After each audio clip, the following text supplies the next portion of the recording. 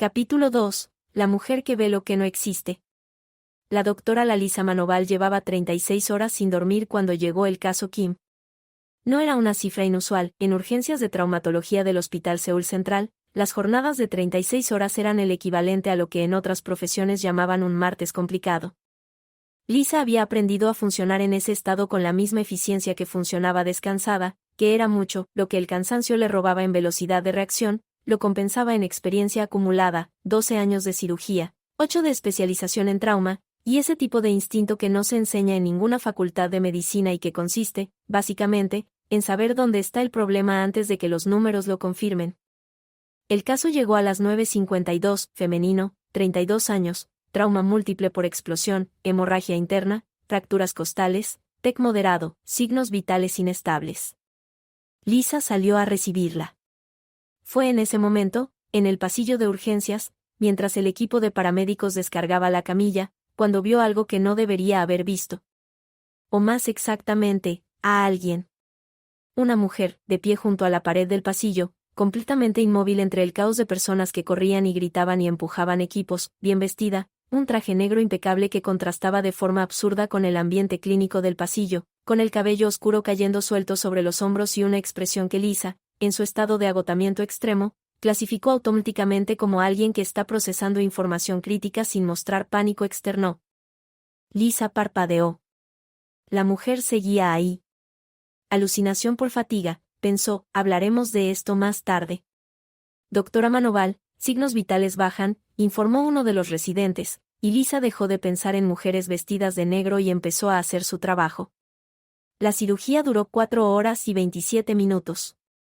Hemorragia hepática, controlada, neumotórax derecho, drenado, fractura de 3 costillas, estabilizada, TEC, monitoreado. Al final, la paciente, Kim Jenny, según la pulsera de identificación que alguien había colocado en su muñeca durante el traslado, respiraba por sus propios medios, conectada a monitores pero estable, trasladada a UCI con pronóstico que Lisa clasificó internamente como reservado con tendencia optimista si las próximas 12 horas cooperan.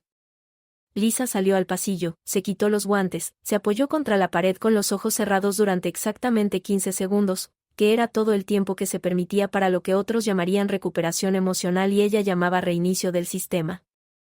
Cuando abrió los ojos, la mujer del traje negro estaba frente a ella. A menos de 1 metro, con los brazos cruzados, y una expresión que ahora Lisa reconoció como la de alguien que lleva un buen rato esperando y tiene opiniones al respecto. ¿Puedes verme?, preguntó la mujer.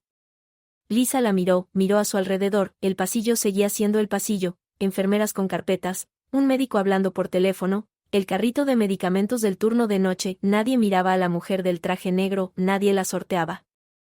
El médico del teléfono pasó directamente a través de ella, sin notarlo.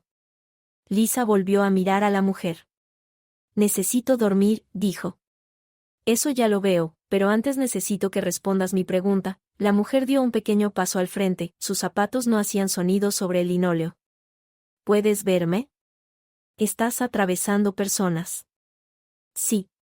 Y nadie más te está mirando. Correcto. Y acabas de salir del cuerpo de alguien que tiene tu misma cara.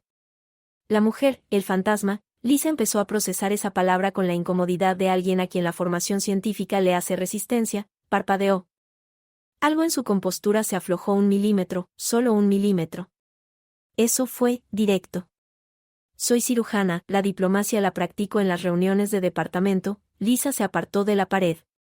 Esto no está pasando, necesito dormir. Espera. La mujer, Jenny, porque claramente era la misma persona que Lisa acababa de operar, solo que vertical y sin hemorragia interna y con una energía que sugería que incluso siendo un fantasma era completamente imposible de ignorar, dio otro paso. Sé que esto es absurdo, lo sé, te lo garantizo, yo tampoco planeé esto, pero estás viendo algo real y necesito que te quedes aquí y hablemos.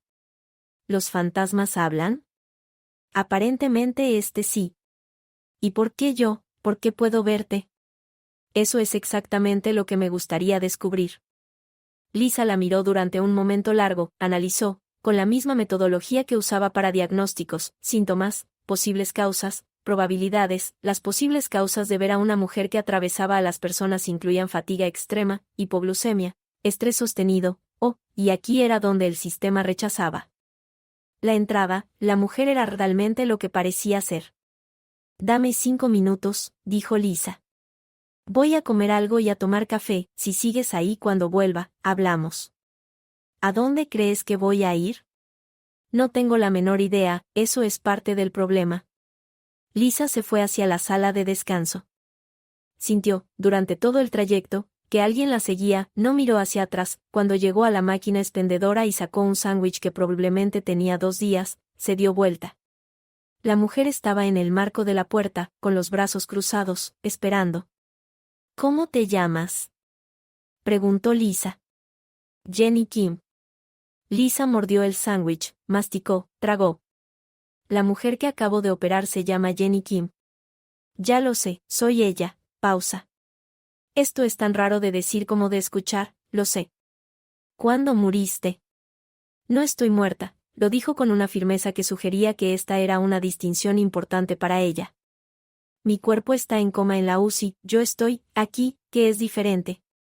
Técnicamente, si tu cuerpo está en coma pero tú estás aquí, eso implica una separación alma-cuerpo que en la literatura médica no tiene precedentes y en la literatura sobrenatural implica varias posibilidades, la mayoría de las cuales no terminan bien. Jenny la miró con algo que podría haber sido, en otro contexto, admiración. ¿Eres así de directa con todos tus pacientes? Mis pacientes generalmente están anestesiados. Yo soy la excepción. Claramente. Se miraron, el fluorescente del techo zumbaba. Afuera, el hospital seguía su ritmo de noche, urgente, constante, completamente ajeno a la conversación que estaba ocurriendo en la sala de descanso entre una cirujana exhausta y un fantasma con traje Chanel. De acuerdo, dijo Lisa finalmente, tirando el envoltorio del sándwich. Cuéntame todo. Jenny habló durante 40 minutos. La reunión, la explosión, el blanco, el techo del hospital, como nadie podía verla excepto Lisa, como su mano atravesaba los objetos pero no siempre, como se había pasado las últimas horas siguiendo al equipo médico por los pasillos intentando que alguien la escuchara, sin éxito. Lisa escuchó con la misma atención que escuchaba los síntomas de sus pacientes, sin juzgar, sin interrumpir, tomando notas mentales, organizando. ¿Puedes moverte libremente por el hospital?, preguntó cuando Jenny terminó. Sí, bueno, creo, no he intentado salir. Inténtalo ahora. Jenny frunció el ceño. ¿Para qué? Para establecer los parámetros de tu situación, la información es útil. Eres la persona más clínica que he conocido en toda mi vida, y he negociado con banqueros suizos. Los banqueros suizos no atraviesan paredes. Lisa señaló la puerta. Prueba. Jenny, con la expresión de alguien que no está acostumbrada a que le digan qué hacer pero reconoce cuando la lógica es sólida, fue hacia la puerta, atravesó la pared sin problema, desapareció por un momento, volvió. Pasillo. ¿Puedo ir al pasillo? ¿Más lejos? Desapareció de nuevo, esta vez más tiempo. Cuando volvió, había algo diferente en su expresión, una fisura pequeña pero visible en esa compostura de acero. Intenté salir del edificio, llegué hasta la entrada principal y no pude. Fue como caminar contra algo invisible, hizo una pausa. No puedo salir del hospital. Lisa procesó eso. Límite espacial, estás vinculada al edificio. ¿Eso es todo lo que tienes que decir? Por ahora, necesito más datos. Lisa se incorporó. Tengo turno hasta las 6. Después de eso, dormimos y buscamos respuestas. ¿Dormimos? Yo duermo, tú, procesas, imagino. Jenny la miró, por primera vez desde que habían empezado a hablar, algo en su expresión se movió hacia un territorio que no era control ni compostura sino algo más pequeño y humano.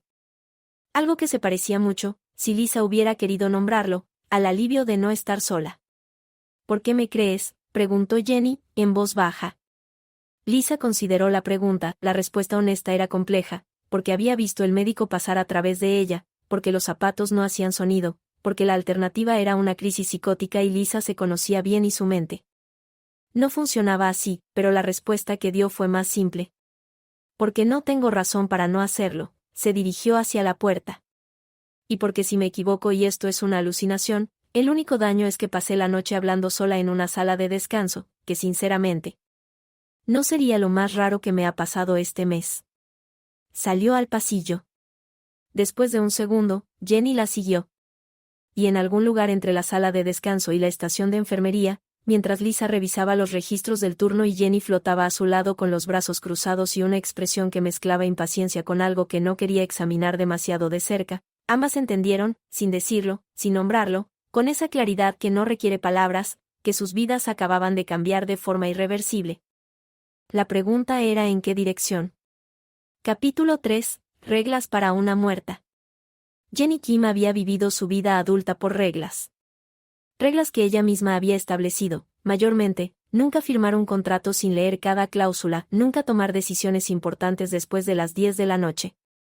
Nunca mezclar lo personal con lo profesional, nunca dejar que nadie vea el tamaño real del precio que pagaba por todo lo que tenía, nunca, bajo ninguna circunstancia, admitir que no sabía algo antes de haberlo investigado suficiente para tener al menos una teoría. Esta última regla era la que más le estaba costando en su situación actual. Porque Jenny no sabía nada, y eso era, en todos los sentidos, intolerable. Habían pasado 2 días desde la explosión, 2 días que para Jenny habían sido una mezcla de observación sistemática, conversaciones cada vez menos tensas con Lisa, y el tipo de introspección forzada que ocurre cuando de repente tienes todo el tiempo del mundo y ninguna agenda que llenar. Lisa había vuelto al turno de la mañana después de dormir 8 horas, las primeras 8 horas seguidas en casi 3 días, según le informó con la satisfacción de alguien que ha completado una tarea pendiente, y había llegado al hospital con 2 cafés, lo cual era un gesto que habría sido más impactante si Jenny pudiera haber bebido el suyo. No puedo tocarlo, observó Jenny, mirando el vaso de café que Lisa había dejado sobre el mostrador de enfermería como si fuera una ofrenda. Lo sé, lo pedí por instinto. Lisa tomó su propio café. ¿Algo nuevo? Había algo nuevo. Jenny había pasado parte de la noche explorando los límites de su existencia con la meticulosidad de quien está acostumbrada a auditar empresas.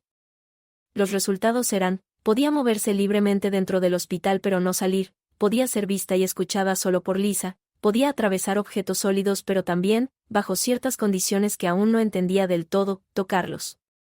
Podía tocar a Lisa de forma consistente. A otras personas, raramente y solo brevemente. Tengo algo en la muñeca, dijo Jenny, extendiéndola. Lisa la miró, frunció el ceño, se acercó para ver mejor, con esa manera suya de examinar cosas que era pura concentración sin distancia. En la muñeca izquierda de Jenny, justo debajo del hueso, había una marca. Como una quemadura, pero sin elevación, una espiral fina, del tamaño de una moneda, con un color que era entre dorado y oscuro, como caramelo quemado. ¿Cuándo apareció? No lo sé, la noté esta mañana. Jenny bajó la muñeca. Creo que está creciendo. Cuando desperté era más pequeña. Lisa la miró con esa expresión que Jenny ya empezaba a reconocer. No era preocupación, exactamente, sino el ceño ligeramente fruncido de alguien que está procesando datos que no encajan en ningún modelo conocido. ¿Duele? No exactamente, es más como presión. Como si alguien estuviera apretando algo desde adentro. Necesitamos descubrir qué significa. Sí, dijo Jenny, eso ya lo sé, gracias, doctora. El sarcasmo no acelera el proceso. El sarcasmo es mi forma de procesar el estrés, te acostumbrarás. Lisa la miró por un momento. Luego tomó otro sorbo de café. Probablemente sí. El descubrimiento de las reglas fue gradual y, en ocasiones, físicamente inconveniente. Regla 1. El límite de los 200 metros. Jenny lo descubrió esa tarde cuando intentó seguir a Lisa hasta el estacionamiento del hospital, que quedaba a una distancia mayor. Llegó hasta la puerta del estacionamiento y sintió algo que no supo cómo describir mejor que un muro de agua, no resistencia física sino algo más fundamental, como intentar caminar en una dirección que el universo había decidido que no existía. Se detuvo. Lisa, que había continuado 2 pasos más, se dio vuelta al no escuchar sus pasos, aunque Jenny no hacía ruido. Habían desarrollado el hábito de caminar en sincronía, y volvió hacia ella. Aquí. Aquí. Lisa miró el punto invisible en el aire, luego sacó su teléfono y marcó la distancia desde la entrada principal del hospital. 203 metros, lo anotó. Límite aproximado de 200 metros desde el centro del edificio. ¿Eso te parece útil? Toda información es útil. Lisa guardó el teléfono. ¿Qué más? Regla 2. el contacto físico era selectivo y costoso. Cuando Jenny intentaba tocar objetos inanimados, paredes, mesas, tazas, lo lograba solo si concentraba toda su atención en el punto de contacto, y el esfuerzo la dejaba con una sensación de agotamiento que no era físico pero sí real. Con personas era diferente, en la mayoría no dejaba ninguna impresión, la atravesaban sin notarlo. Con Lisa era la excepción, el contacto era consistente, natural, sin esfuerzo aparente de ninguna de las dos. Ninguna de las dos habló de eso directamente. Era una de esas cosas que flotan en el espacio entre dos personas y que nombrarlas hace más grandes. Regla 3. El tiempo. La marca en la muñeca era un reloj. Jenny lo entendió intuitivamente al principio y luego con más certeza cuando, al final del segundo día, midió la espiral con el pulgar y el índice y notó que había crecido. No dramáticamente, pero había crecido. Se lo contó a Lisa esa noche, cuando el hospital había entrado en su ritmo más silencioso y las dos estaban en la sala de descanso vacía. Lisa estaba sentada con los pies sobre la mesa, postura que, según le había explicado, era su forma de descomprimir después de cirugías largas, y Jenny estaba en la silla frente a ella, con las rodillas juntas y las manos sobre el regazo. ¿Cuánto tiempo crees que tienes?, preguntó Lisa. No lo sé, no tengo un punto de referencia. Jenny miró la marca. ¿Pero se está moviendo hacia el codo, cuando llegue ahí? No sabemos qué pasa cuando llegue ahí. No. Pero la lógica sugiere que no es nada bueno. Lisa bajó los pies de la mesa, se inclinó hacia adelante, con los codos sobre las rodillas, y miró a Jenny con esa atención plena que era su forma de estar presente. Era algo que Jenny había notado en ella. Lisa no hacía las cosas a medias. Cuando estaba en una cirugía, estaba completamente en la cirugía. Cuando estaba en una conversación, estaba completamente en la conversación. Para alguien que había pasado años rodeada de personas que siempre estaban en tres cosas a la vez, era desconcertante, y raro, y más cómodo de lo que Jenny quería admitir. Entonces necesitamos descubrir por qué estás aquí antes de que ese límite llegue, dijo Lisa. Eso ya lo sé. ¿Y tienes alguna teoría? Jenny dudó, tenía varias, pero ninguna suficientemente armada para presentarla con confianza, y presentar ideas sin armar era algo que le costaba instintivamente. La explosión no fue un accidente, dijo finalmente. Lisa no pestañeó. ¿Por qué lo dices? Porque conozco mi empresa, conozco cada protocolo de seguridad del edificio, esos sistemas no fallan solos. Hizo una pausa. Y porque Kang Seo-Jun salió de la sala de conferencias 20 minutos antes de que ocurriera, y eso no lo hace nadie antes de una negociación crucial sin una razón muy específica. ¿Quién es Kang Seo-Jun? Mi socio, el primero en creer en Kim Corp, lo dijo con la neutralidad de quien está reportando un dato, no la amargura de quien ha sido traicionada, aunque quizás era las dos cosas. O al menos eso pensaba. Lisa la miró durante un momento. Luego asintió, despacio. Eso cambia las cosas. Sí. Si alguien quiso matarte, probablemente no está satisfecho con que sigas viva, incluso en coma. También lo pensé. Y tu familia no sabe nada de esto. El nombre de Jisoo flotó entre ellas como había flotado antes. Jenny no respondió de inmediato, miró la pared, la marca en su muñeca, la puerta cerrada. Jisoo viene mañana, dijo finalmente. ¿Cómo lo sabes? Porque me conozco, si ella estuviera en ese cama, yo ya estaría aquí. Una pausa. Lo que sea que haya entre nosotras y nuestras diferencias, eso no cambia. La sala de descanso era pequeña y silenciosa y tenía ese tipo de luz amarilla que hace que el tiempo se mueva diferente. Lisa miró a Jenny durante un momento, luego se recostó en el sofá con los ojos cerrados. Cuéntame de ella, dijo. Jenny la miró. No era una pregunta que esperaba. ¿Por qué? Porque vas a verla mañana y no vas a poder decirle nada, y eso va a ser difícil, y hablar de las personas que amamos antes de esos momentos ayuda. Pausa. O al menos eso dicen. ¿Tú lo haces? Yo no tengo personas que amen ese tipo de conversación. Lo dijo sin tristeza, con la neutralidad de un hecho establecido. Pero puedo escuchar. Jenny la observó, en la luz amarilla de la sala de descanso, con los ojos cerrados y el cabello ya salido de la cola de caballo del turno. Lisa tenía un aspecto diferente al de la cirujana del pasillo. Más joven, quizás, más real. Jisoo es 4 años mayor que yo, empezó Jenny, en voz baja. Cuando éramos niñas, Era ella quien me despertaba por las mañanas porque yo nunca escuchaba la alarma, estudiaba arte, pintaba, todavía pinta, hizo una pausa. Cuando papá murió y yo decidí hacer algo con la empresa que él había soñado pero nunca construyó, Jisoo fue la primera en decirme que podía hacerlo. La única, en ese momento, otra pausa, más larga. Le debo todo, y le devuelvo muy poco. Lisa no respondió, pero tampoco se durmió. Jenny podía ver, en el ritmo de su respiración, que estaba escuchando. ¿Por qué?, preguntó Lisa finalmente, sin juicio, solo la pregunta. Porque es más fácil construir cosas que estar presente, y yo siempre elegí lo más fácil para mí. El silencio que siguió fue del tipo que no incomoda. Lisa respiraba despacio, Jenny miraba el techo y pensaba en Jisoo y en los botones del abrigo abrochados mal y en todas las llamadas que no había devuelto. Cuando Lisa se quedó dormida, gradualmente, sin anunciarlo, Jenny no se fue, se quedó en la silla, y luego, despacio, se deslizó hasta el suelo y se sentó junto al sofá, con la espalda contra el frío vinilo y las rodillas recogidas.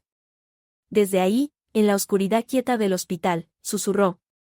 No sé qué se supone que debo hacer aquí. Lisa, en los bordes del sueño, murmuró sin abrir los ojos. Quedarte, por ahora, quedarte. Jenny no respondió, pero tampoco se fue. Y esa fue, quizás sin saberlo ninguna de las dos, la primera vez que Jenny Kim eligió quedarse en algún lugar sin calcular que ganaba con ello.